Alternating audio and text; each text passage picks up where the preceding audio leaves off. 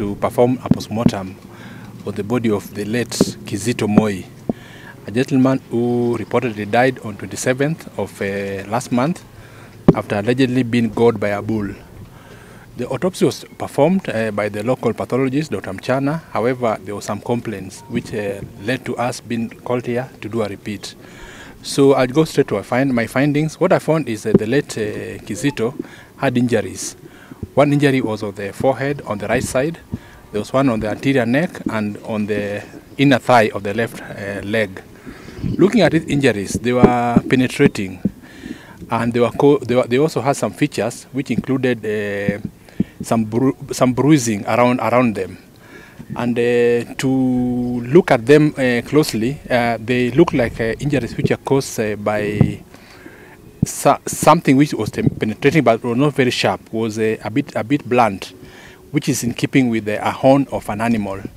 So from all these findings, we can conclude that indeed the initial autopsy was correct, and it was caused by an animal other than something which has stabbed the person, like what was being alleged that it was a knife or something like that. There was a doctor in our team who was representing the complainants. It's only fair that you hear him. Dr. Honya. Good afternoon all. My name is Dr. Honya. I was representing the complainants, the people who had alleged that there was some sort of foul play. But indeed, I have attended the postmortem, I've written my report, and I concur with what Dr. Bull-Johansen from Oduor has stated. It is as he has stated. Thank you. I'm glad that Dr. Oduor, the government pathologist, has now announced a closure. And with this, I would like, as I pass my condolences to the family, my community, and the bullfighting fraternity, that we shall move the remains of Moi tomorrow morning in the usual manner, and we shall bury him on Monday at home back in Malinya. Mimi nashukuru serikali kuu kukupatia mwelekeo, na tumefuata mwelekeo. Bore mwili toke ndugu yangu aenda asikwe. Bila shaka mtazamaji, nashukuru sana kwa nafasi yako anga kutufuatilia kuanzisha kwa mchakato huu wa kutathmini kifo tu cha Kizito Mkune, ambacho sasa hivi tushamaliza na matokeo yashatolewa jinsi ilikuwa tumesubiria. Wengi walizungumza kuhusiana na shughuli nzima kuja hapa naenda. Nasema simama tu hapo dakika moja na bila shaka vile nimeweza kufahamisha tu msikilizaji na mtazamaji wote ambao wamekuwa nikinifuatilia tangia kwanza, sasa hivi shughuli nzima imeweza kamilika hapa na matokeo yameweza tolewa, yale ambayo alikuwa nazungumziwa sasa hivi ya matokeo rasmi yameweza tolewa hapa. Kwanza bukrata ama mapema sana niliweza kufahamisha kwamba nitakuwa nafuatilia habari hizi na matangazo haya Kenya kutoka kaunti ya Kakamega.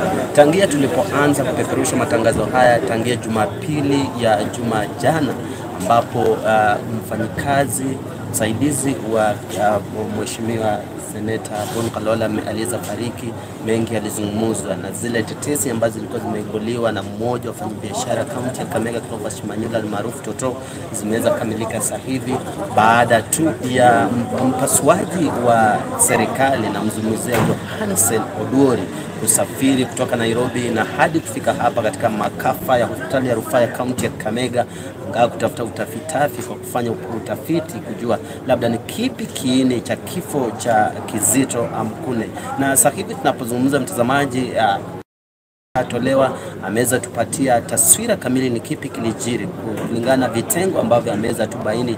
Ni kwamba kulionekana kuwa na pembe ama kitu chenye ambacho kilionekana kwa fukufuku ambacho kilikuwa kinaweza penyeza katika maini na sio katika roho ya mwenda zake. Kwa hivyo ni rasmi ameweza weka bayana kwamba mwenda zake alifariki kutokana na pembe ama kutokana na majeraha ya fahali.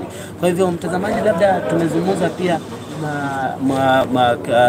seneta na vile familia imeweza sema iwapo itapata nafasi labda itakuwa inawasilisha kesi mbele angaa kumshtaki yule ambaye labda amekuwa akisitisha mazishi ya mpendo wao, na vile ameweza tokeza ni sasa ni kwamba mwili wa mwenda zake utakuwa unatolewa katika makafa haya hapo kesho, na hivyo basi utakuwa unaenda kupumzishwa mnamo siku ya Jumatatu. Kwa hivyo nashukuru sana wote ambao wamekuwa wakitufuatilia tangia tulipoanza. Sasa hivi sina budi kukamilisha na kutaarifu kwamba tutakuwa tunakuletea matangazo mengine Kenya yanapojiri, ila nashukuru sana kwa wakati wako, na rasmi kwamba Kizito Amkune aliweza fariki kutokana na majeraha ya fahali wa mfanyikazi ama ya Senator Kakamega Bull-Johansen. Thank you so much kwa wale ambao hawajasubscribe, hawajalike, hawajacomment.